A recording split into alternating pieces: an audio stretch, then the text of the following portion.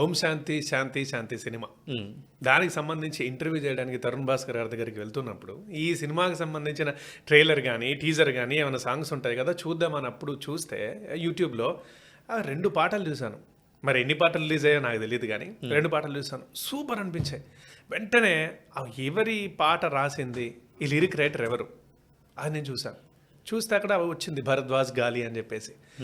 వెంటనే మీ టీంని అడగడం, మీ నెంబరు ఇంకా మీకే మెసేజ్ చేశాను కదా నేను, మీరు మళ్ళీ రావడం నిజంగా ఎంత మంచి అనిపించింది తెలుసా ఆ పాటలు. అసలు ఫస్ట్ నేను మాట్లాడతాను, మీరు మాట్లాడే ఛాన్స్ ఏంటంటే ఫస్ట్ నేను ఎక్స్ప్రెస్ చేసిన తర్వాత మీరు మాట్లాడండి.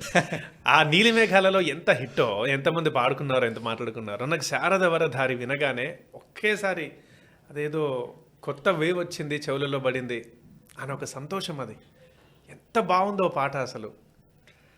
అది థ్యాంక్ యూ సో మచ్. ఇలా ఎదురుగా కూర్చొని ఇట్లా ఎక్స్ప్రెస్ చేస్తుంటే చాలా ఆనందంగా ఉందన్నమాట.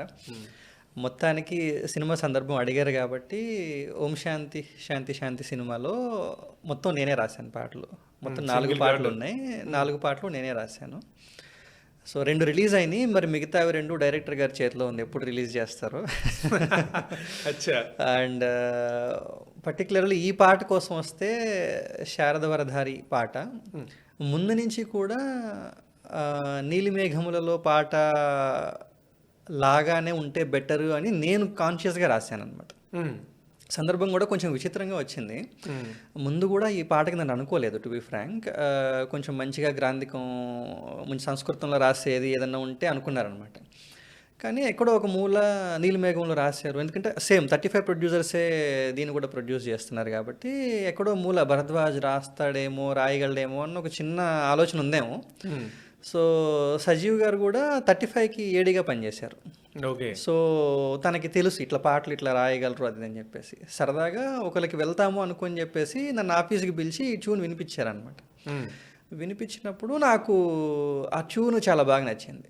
వి need to applause for J Krish garu. ఎంత బాగా ఇచ్చారు అంటే ఆ ట్యూన్ చాలా అద్భుతంగా అనిపించింది అనమాట. నేను వెంటనే టక్కుమని వెళ్ళేసి రాసుకొని వచ్చా. నేను ఇంకా అడిగేది ఏం లేదు, డైరెక్ట్గా రాసి డైరెక్టర్ గారి దగ్గరికి, మ్యూజిక్ డైరెక్టర్ గారు ఒకసారి వస్తే సెట్టింగ్కి వెళ్ళాను అనమాట. వెళ్తే అది అట్లా ఓకే అయిపోయింది అంతే. ఏమి రాసానో అది ఓకే అయిపోయింది అనమాట అంతే.